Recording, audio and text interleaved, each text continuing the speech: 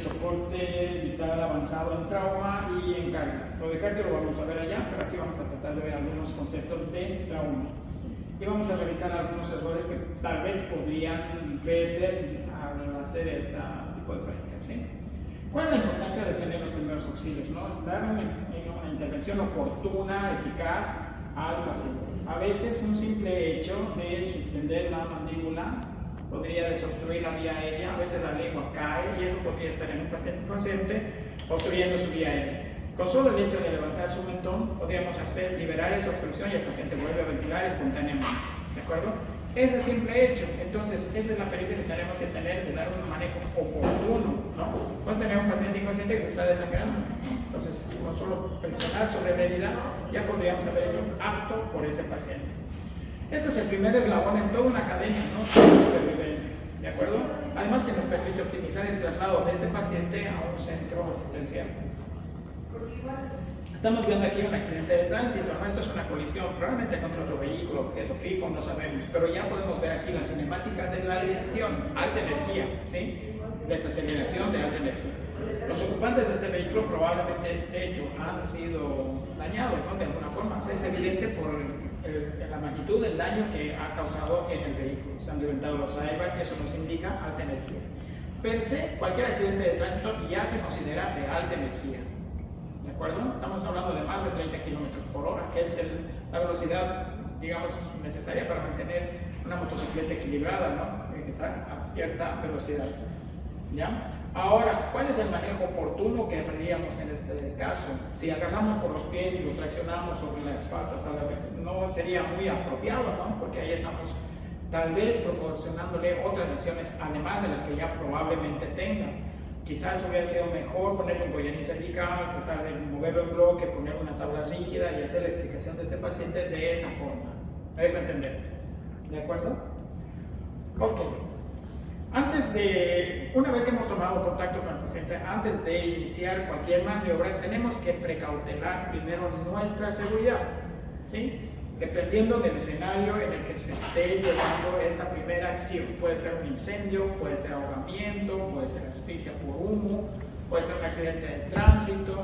Hay diferentes escenarios, pero lo que debe primar es asegurar nuestra seguridad. Lo primero, ¿sí? En este caso, por ejemplo, pondremos alguna señalización para indicar a otros conductores que aquí ha pasado algo, ¿no? No vaya a ser que en lo que estamos tratando de socorrer a la víctima, otro vehículo venga y también ahí nos remate la cosa, ¿sí? Entonces, la cinemática del trauma nos puede hacer sospechar de lesiones que podrían estar ocultas. Por ejemplo, en este caso, de repente podría quedar inadvertida una lesión cervical, que es la mayor peligrosidad, digamos, en este momento, ¿no?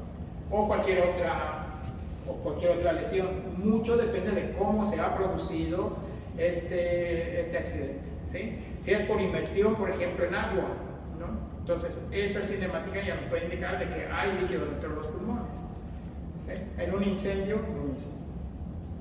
¿De acuerdo? Es importante también el uso de ropa especializada para poder acceder a nuestro paciente. El equipo de protección personal, los EPPs, que siempre decimos, se ha puesto de moda después de lo de COVID, ¿no ve? Eso. ¿Ya? Cada escenario va a tener su propio feeling. Por ejemplo, aquí parece que ha habido un desplome de algunas estructuras, puede ser por un terremoto, ¿no? Entonces hay que precautelar la seguridad del que está haciendo el rescate, del que está accediendo a esto. ¿Ya?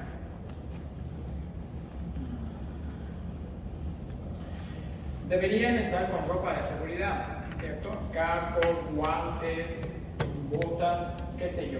Por ejemplo, en el caso de un incendio, aquí este tipo de lesiones, esta cinemática nos va a indicar otra forma. No puede haber quemaduras de la vía aérea, que a la larga va a necesitar instalar una vía aérea definitiva. Quiere decir poner un tubo médico en la tráquea con un balón de seguridad para asegurar que este paciente va a ventilar. Porque estas quemaduras pueden hacer de que esa tráquea colapse y este paciente poco a poco se vaya asfixiando, ¿no? Aparte de las escalas que puede provocar alrededor del tórax, ¿sí? El equipo de protección personal en este caso es súper evidente, ¿no ve? Está el bombero, está con su casco, su ropa de Kevlar. El Kevlar es una sustancia que evita la radiación de calor al interior.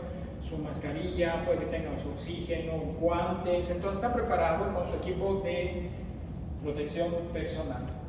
En el caso de socorrer a un paciente que está en inmersión, esto es en agua, ¿no? En alta mar, qué sé yo. Si tomamos contacto directamente, esta persona que se está ahogando siempre va a tener el reflejo de asirse con toda su fuerza a lo primero que se le acerque. Si esa persona es el primero que se acerque son ustedes, pues lo más probable es que los dos terminen sumergidos o ahogados, ¿ya? Entonces este está portando ahí su flotador que se va a llegar hasta cierta distancia, una vez el flotador, la víctima siempre se va a asir de eso y con eso va a flotar. Tiene una cuerdita, se pone y sale nadando, arrastrando a la víctima.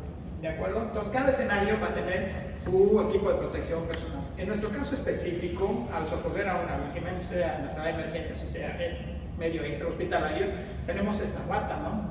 Esta bata que nos va de alguna manera a proteger frente a algunos fluidos, como son sangre, heces, orina, líquido amniótico, pus, todos los fluidos que puede emanar de este paciente, de la víctima, ¿ya? De igual forma están los guantes de látex, de vinilo que ahora vienen, no sé, barbijo, gorro y esta mascarilla facial, o que pueden ponerse también los lentes protectores, ¿no? Para evitar salpicaduras, al momento de poder suturar o que se vaya a hacer como a espolvorear sangre que podría contaminar nuestras mucosas, ¿ya? Hay que tener mucho cuidado en este caso, no digamos de que otro vehículo nos atropelle o que nos caiga algún escombro, sino de que infecciones, ¿no?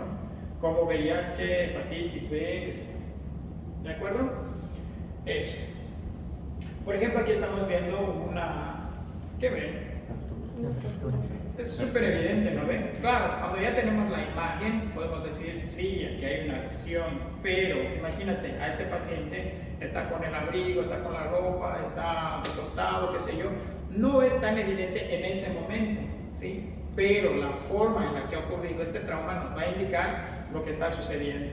Y ahí tenemos alta sospecha de lo que podríamos evitar como secuelas a futuro. De lo que se trata es de minimizar lo que ya le ha pasado, que podamos empeorar su caso. ¿Ya? Bien, en el momento en que tenemos el contacto, una vez que ya nos hemos provisto tenemos seguridad nuestra, seguridad para el mismo paciente y además que estamos cubiertos con la ropa, vamos a hacer esta secuencia que es el A, B, C, D, I, E. ¿Sí? La A como vía aérea con control cervical. Todo paciente resultado de un hecho traumático por alta energía, sea precipitación al vacío, sea accidente de tránsito, que lo ha embestido un caballo, no sé, cualquier hecho así de trauma, tenemos que tener alta sospecha de lesión cervical, hasta no demostrarlo fehacientemente, a lo contrario, que eso lo hacemos mediante una imagen, ¿no? Entonces debemos actuar siempre pensando que este paciente tiene ya una lesión cervical, ¿de acuerdo? Eso. Ventilación y oxigenación. Una vez que hemos visto la vía aérea que está expedita, que no tiene obstrucción, obstáculos, a veces no es solamente suficiente eso, necesitamos también ver que ese tórax esté ventilando, ¿sí? Porque puede haber un acúmulo de un neumotórax, que puede estar constriñendo pulmones y no estar dejando ventilar de la mejor forma. Entonces nos tenemos que asegurar con ventilación y oxigenación. Lo hacemos a través de una MU, ¿cierto?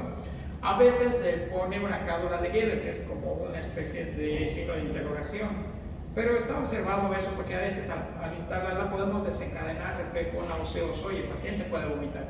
Hay todavía gente que cree que sí es beneficioso porque va a evitar que la lengua caiga atrás, sí es correcto, pero también podemos exacerbar el reflejo del vómito. Entonces hay que tener cuidado con eso, ¿de acuerdo? Circulación con control de hemorragias, ¿sí? Las hemorragias que son evidentes, por ejemplo, un corte en brazos, piernas, qué sé yo, ¿no? La manera de prohibirlas es con presión directamente sobre esta hemorragia y el estado neurológico, ¿no? Mediante la escala de coma de Glasgow, ¿sí? Que tiene 3 factores que dentro de un ratito lo vamos a mirar, y la exposición y control técnico.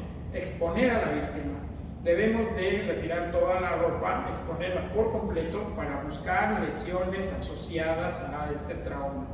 Nada raro que nos llegue el paciente y nos hemos abocado al trauma en cráneo, por decir, hemos hecho todo con tomografía y hemos pasado inadvertida una varilla, algo que sea que ha habido incrustado en abdomen o en tórax, ¿no? Entonces hay que descubrir por completo al paciente buscando algún otro probable trauma, ¿de acuerdo? Por supuesto que hay que hacer el control térmico de esto, no lo vamos a descubrir y así está dejarlo, sino que siempre vamos a mantener con una manta para que no pierda calor, que puede ser también lesivo, ¿sí? Aquí estamos viendo cómo está poniendo el tubo endotraqueal, si se fijan, está con un collarín cervical rígido para evitar la lesión de la columna cervical, ¿de acuerdo? Para evitar la lesión de la columna cervical. Entonces estamos instalando un tubo endotraqueal que es una vía aérea ya definitiva, ¿sí? Probablemente este paciente no puede manejar tiene un rasgo menos de 8 o ya hemos visto la necesidad de poner. Esta es la maniobra del olfateo, siempre teniendo precaución con la columna cervical, sin extender demasiado. Vamos a agarrar la frente y vamos a levantar ligeramente el mentón, ¿sí? De esta forma vamos a liberar la vía aérea por si la lengua caída atrás está obstruyéndola. Al mismo tiempo que hacemos esta maniobra, estamos mirando cómo el pecho del paciente, su tórax, está ventilando, ¿sí? Y se realiza de esa forma, ¿no? Entonces nos acercamos al paciente, el tan solo hecho de hablarle, de hacerle una pregunta, por muy obvia que parezca, ¿qué le ha pasado? Buenos días, así. Mucho depende de la respuesta que nos dé este paciente. Si nos habla con total normalidad, indica que su vía aérea está permeable, no hay nada más que hacer, ¿no? Está permeable, puede hablar y el contenido del lenguaje que nos está expresando es coherente, ¿no? Tiene un significado, sí, me he caído, me ha pasado por encima de un camión, no sé, yo estaba yendo y se derrumbó esta pared, pero nos está indicando que tiene indemnidad neurológica y que su vía aérea está permeable, ¿de acuerdo? Un paciente que ya no responde, no habla, entonces ya estamos sospechando alguna lesión que le ha ocurrido. A ver. Una vez que hemos visto la permeabilidad de la vía aérea, no solamente basta con eso, ¿no? Tenemos que administrar oxígeno. Ahí está la B, ¿sí? A, hemos visto vía aérea. B, de administrar oxígeno. Y lo estamos haciendo mediante este aparato que se llama AMBU. Consta de este bulbo, que es donde vamos a insuflar oxígeno. Esto está conectado a un servidor de oxígeno y una mascarilla facial. La manera correcta de mantener esta mascarilla facial es a través de estos 3 dedos que los vamos a poner en la mandíbula, aquí en el rebordo inferior, ¿sí? Y con estos 2 dedos, índice y pulgar, hacemos una C. Esta C va a encajar en la mascarilla y con estos 3 dedos ponemos debajo de la mandíbula, ¿no? Y de esta forma levantamos ligeramente el mentón, ¿de acuerdo? Y de esta forma alineamos vía aérea e insuflamos con el AMBU. Debemos ver que ambos tórax estén levantando de forma pareja. El control de la hemorragia. Hacemos compresión directamente sobre la herida que sea evidente, ¿no? Hemos visto al paciente está una herida en pierna, en brazos y compresión directa. Con un apósito vamos y comprimimos directamente ahí. Antiguamente se hacía esta maniobra que es instalar un torniquete, ¿sí? Un poco más proximal a la herida, a la lesión. Poníamos una venda, podría ser una gasa, una tela, y la envolvíamos alrededor y con una varilla dábamos vueltas para tratar de cohibir esa hemorragia. Sin embargo, hay una peligrosidad aquí, ¿sí? Porque podemos dejar sin circulación de la parte distal, con su consecuencia necrosis de esa parte.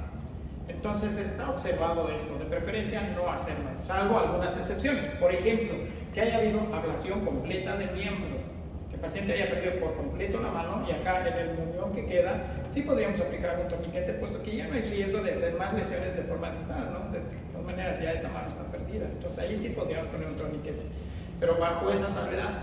De otra forma, lo único que podríamos hacer es ponerle simplemente compresión directa sobre la herida.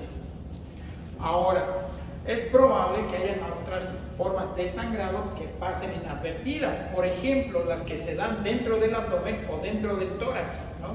En este caso no nos vamos a dar cuenta, no es un sangrado evidente, no podemos ver si este abdomen está sangrando, este tórax está sangrando. Otro lugar es el retroperitoneo, también puede estar sangrando ahí, Otro lugar es la pelvis. También puede estar perdiendo sangre en la pelvis, pero no lo estamos viendo, no lo estamos cuantificando y puede pasar desadvertida, inadvertida. Pero nos vamos a dar cuenta por la palidez generalizada del paciente. Esta es una fase terrosa, ¿no?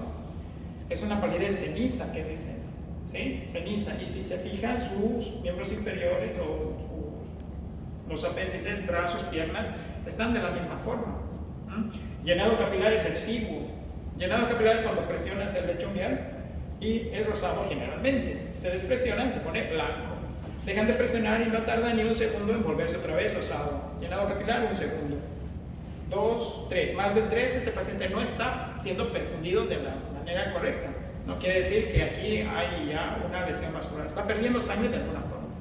Otro signo es la taquicardia, ¿sí? El paciente estará con más de 90 pulsaciones por minuto, ¿sí? Más de 90 latidos por minuto.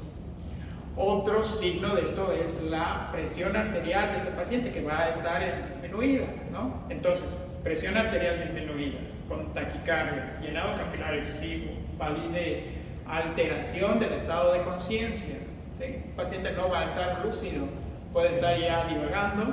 Entonces nos indica que este paciente está perdiendo sangre por alguna parte que tal vez no sea evidente, por brazos o piernas o alguna herida que sí veamos un sangrado activo, pero hay sangrado en algún lugar que puede ser abdomen o tórax. Se hace un estudio en emergencia que se llama FAST, ¿sí? Y hoy en día se hace el Extended FAST más una E, que es una ventana sifoidea, ¿sí? Para ver pericardio. ¿Sí? A veces podría también ocurrir de que en pericardio se esté acumulando sangre por la lesión per se. Este estudio nos dice en blanco y negro, sí o no, es binario, hay o no hay, FAST positivo o FAST negativo. Positivo quiere decir que sí, evidentemente hay líquido en cavidad. Ese líquido vamos a entenderlo que es sangre, ¿sí? O no, no hay líquido en cavidad, ¿sí? Pero hay que tener juicio clínico de decir, paciente que viene después de un hecho de alta energía, que tiene taquicardia, que está con presión baja, que está con alteración del estado de conciencia, no está bien perfundido y tiene FAST positivo, quiere decir que sí hemos encontrado sangre evidentemente, objetivamente en este paciente dentro de su abdomen, entonces se pasa a quirófano inmediatamente. ¿De acuerdo? No hay excusa y lo consignan en la historia clínica así. Entonces hemos visto A, B, C y ahora el deterioro cognitivo. ¿Sí? ¿Cómo lo vamos a ver? En pacientes con trauma nos sirve esta escala que se llama escala de coma de Glasgow, ¿de acuerdo? Va a 3 parámetros, apertura ocular, respuesta verbal, respuesta motora. En la apertura ocular tenemos si es espontánea, el paciente espontáneamente está abriendo los ojos, si es a un estímulo de la voz, le hablamos y el paciente despierta, si es a un estímulo doloroso o si definitivamente no tiene ninguna respuesta. Entonces tenemos espontánea 4 puntos, a la voz 3, al estímulo doloroso 2 y si no hay respuesta 1. ¿De acuerdo? Respuesta verbal, ¿sí? ¿Cómo está? Es decir, nosotros vamos, lo estimulamos y orientado, nos habla, es coherente su diálogo, está orientado en lo que está haciendo, está confundido, ¿no? No es muy coherente, pero habla, ¿sí? Ahí ya baja un punto. De orientado 5, confundido 4, inapropiado 3, incomprensible, solo está balbuceando 2, sin respuesta 1. La respuesta motora, ¿no? Movimientos a la solicitud. ¿Podría mostrarme su documento de identidad? Sí, aquí está, mire, yo soy fulano de tal. Entonces, es una acción que obedece órdenes, ¿no? Ahí tienen 6 puntos de 6, ¿sí? Localiza el dolor. Lo estimulamos de un lugar y lleva la mano a ese lugar, ¿de acuerdo? Ahí ya pierde un punto, le ponemos 5. Retira el dolor. Si nosotros presionamos con una lapicera su índice, uno de los dedos, le provocamos dolor, pero él se va a defender, va a retirar, ¿no? Entonces ahí ya tiene un puntaje de 4. Decorticación, cuando es una flexión anormal, ¿sí? Descerebración, cuando es una extensión anormal. En el caso de la decorticación 3, y en la descerebración 2, porque está extendiendo, ¿sí? Eso, ¿ya? Si no hay respuesta, 1. Acá este gráfico indica las 6 formas de la respuesta motora, ¿no? Superior derecha tenemos así un paciente que habla, interactúa, obedece órdenes. En el segundo caso baja su Glasgow a 5 en el esquema motor, 5 porque sí localiza el dolor, estimulamos provocamos dolor y localiza el dolor. Lleva la mano hasta donde estamos produciendo dolor. Tendrá 4, ¿sí? De donde le estamos provocando dolor, lo va a retirar, ¿sí? Y 3, esta flexión patológica, o 2, cuando tiene la extensión patológica, ¿sí? Decorticación, descerebración.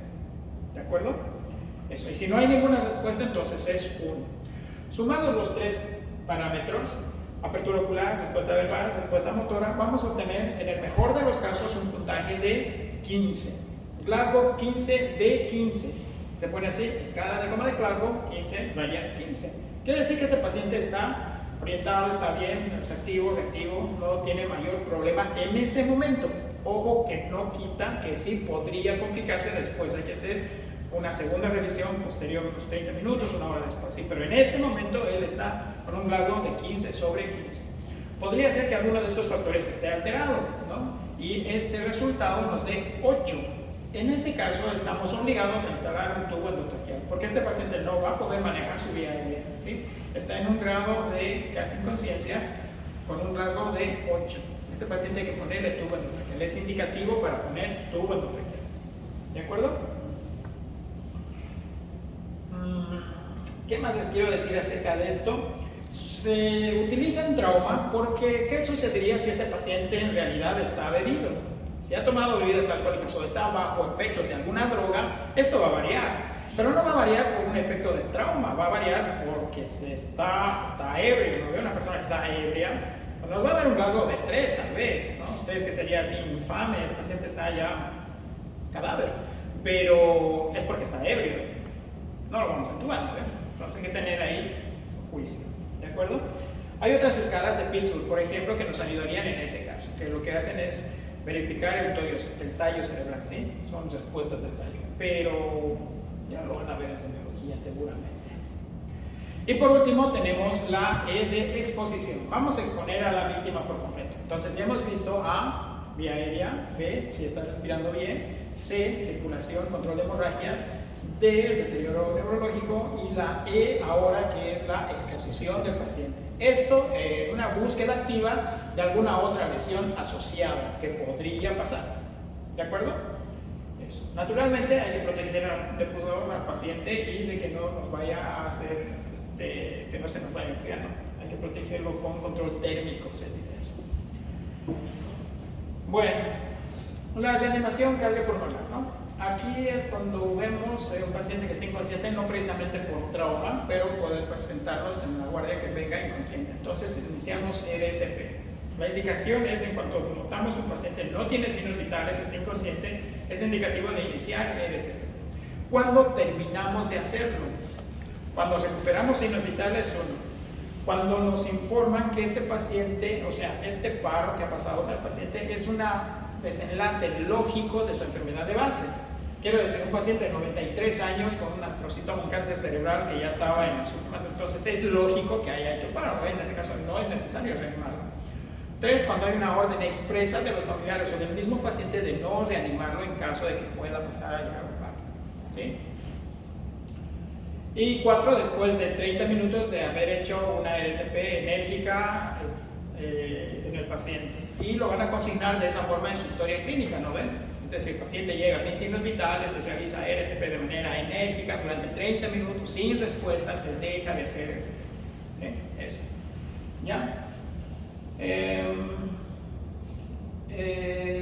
Puede ser que este paro que haya presentado obedezca a una taquicardia ventricular sin pulso o a una fibrilación ventricular. En este caso, tenemos este equipo que se llama DEA, se llama desfibrilador externo automático. Es un equipo que ya viene codificado para atender a este paciente. Viene con 2 electrodos que se colocan acá, subclavicular, en el lado derecho, y acá en el tórax izquierdo, ¿no? Y este equipo nos va a dar una lectura de si este ritmo es o no desfibrilable, ¿sí? Lo único que tenemos que hacer es ok, y él va a estar desfibrilado. ¿Ya? En algunos países es de uso obligado en lugares como teatros, estadios, qué sé yo, ¿no? En lugares públicos siempre debería haber un equipo así. Aquí creo que no tenemos, sí tenemos un simulador al lado que ahorita lo vamos a revisar. ¿De acuerdo? Ahora, ¿cuál es la manera correcta de hacer masaje cardíaco? Primero, una vez identificada la víctima, tenemos que ver nuestra seguridad, ¿no ve? Alrededor, ¿sí? Y la seguridad del mismo paciente también. Ahora, ponemos el talón de la mano, ¿sí? Por encima de la fosa sifoides, tirado un poco sobre el esternón, tirado un poco hacia la izquierda, ¿sí? El talón de la mano. Con la otra mano hacemos esta operación y directamente sobre el paciente, a una perpendicular, ¿no? 90 grados, directamente sobre el pecho del paciente, sobre su precordio.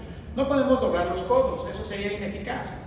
No podemos hacer sobre una superficie blanda, sobre el colchón de su cama donde he hecho paro, ¿no? Porque el colchón va a amortiguar y no vamos a hacer realmente el trabajo. En este caso pondríamos una tabla rígida debajo y quizás así sí. En este caso lo estamos haciendo sobre el piso, ¿no? Entonces ahí, sin codillar, perpendicular completamente al paciente y utilizando todo nuestro cuerpo, ¿no? Para empujar. Tenemos que asegurarnos de por lo menos hundir 5 centímetros este tórax, ¿de acuerdo? 5 centímetros. Y hacerlo a un ritmo de 100 a 120 masajes por minuto, ¿de acuerdo? Entonces de esta forma lo vamos haciendo, ¿sí? Así. Si yo hago esta operación, no sirve. Si yo hago esto, no sirve. Si yo hago de esta forma, no sirve. Es ineficaz. ¿Ya? Esa es la forma de hacer masaje cardíaco. Si estamos haciendo masaje cardíaco, va a haber otra persona que tal vez se está encargando de la vía aérea. En ese caso, el ritmo es 30-2. Quiere decir que hacen 30 compresiones. No necesariamente las tiene que contar 1, 2, 3, 4, ¿no? Pero mentalmente las va contando. Llega al 30 e indica, da la voz 30. Esa es la señal para que el que está manejando vía aérea con un ambú de 2 insuflaciones profundas. ¿De acuerdo? Y otra vez empieza 1, 2, 3, 4. Si llega a 30 y el que está insuflando da 2 insuflaciones profundas. De esa forma se va controlando. ¿Ya? Si el paciente ya tiene tubo endotraqueal, ya tiene una vía aérea definitiva, no es necesario hacer esto, ya es asincrónico, pero tienen que ser 20 ventilaciones de tórax, 20 ventilaciones por minuto, y el ritmo de masaje tiene que ser entre 100 y 120 para que sea realmente efectivo. Este es el equipo que les decía, esto es un desfibrilador externo automático, ¿no? Viene con unos cables y unos parches que se colocan en su clavicular derecha y en el tórax izquierdo. Y mientras se va haciendo el masaje, el lector nos va a indicar si este ritmo es desfibrilable o no. Y de forma automática ya va a ir haciendo su trabajo.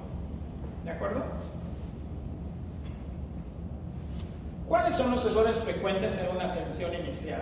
¿Sí? No inmovilizar la columna cervical en trauma, ¿no? A veces podríamos o no ser muy efectivos con esto. Hay que familiarizarse con el collarín cervical rígido. Vienen dos partes, una que va atrás y otra que va adelante. Pero a veces nos ganan los nervios, no conocemos nuestro material y de repente lo hemos instalado al revés, o el que va atrás va adelante, o la parte que va abajo va arriba. Entonces es una inmovilización ineficaz. Otras veces no necesariamente siempre tenemos ese equipo y hemos utilizado cualquier otro armamentario, pero que no es suficiente, ¿no? Es insuficiente. Omitir la evaluación completa de signos vitales, ¿no? Y esto es crucial. Pulso, presión, saturación de oxígeno, ventilación. Entonces hay que ponerle ojo a eso. Algunas veces incluso al poner la mascarilla facial, al insuflar con el ambú, no nos fijamos de que el pecho esté levantándose de forma simétrica, o que haya fugas, o que no sea un buen sellado de la mascarilla al rostro del paciente, ¿no? Entonces ese es otro error. Además, acuérdense que el bronquio principal derecho es vertical, grueso, corto, ¿no? El bronquio principal izquierdo es horizontalizado, delgado, más largo. Pero, ¿qué pasa con esto? Si nosotros instalamos un tubo endotraqueal, la punta del tubo probablemente haya pasado el ángulo carina y se haya hecho intubación selectiva del bronquio derecho, ¿no? Se haya entrado al bronquio derecho. Entonces, cuando estamos insuflando con el ambú, solamente estamos levantando el emitórax derecho. Y eso puede pasar inadvertidamente, ¿sí? No nos damos cuenta y solo el pulmón, el tórax derecho está siendo ventilado, no así el pulmón izquierdo. Este tubo tiene una graduación. Normalmente el número 21 queda a la altura de los dientes, ¿sí? Y eso nos indica de que el extremo está del ángulo carino un poquito más arriba, lo que nos da la certeza de que ambos emitórax están siendo ventilados de forma simétrica. Pero sin embargo, una vez que hemos instalado nuestro tubo, es perentorio escuchar o auscultar para ver que sí están siendo ventilados los dos campos pulmonares. Porque también podría ocurrir que por impericia intubemos esófago, ¿no? Y que la punta esté llegando en realidad a la cavidad gástrica. Sería terrible, pero podría pasar, ¿de acuerdo? Eso, entonces, requiere mucho juicio clínico para atender al paciente. Mucho depende de la cinemática de la lesión. A partir de ahí, para poder seguir avanzando con el paciente. ¿Lo ven? Bueno. Eso es todo conmigo, ¿sí? Vamos a rotar de repente al otro lado y ahí vamos a hacer un pequeño simulacro de cómo tiene que ser masaje y ya.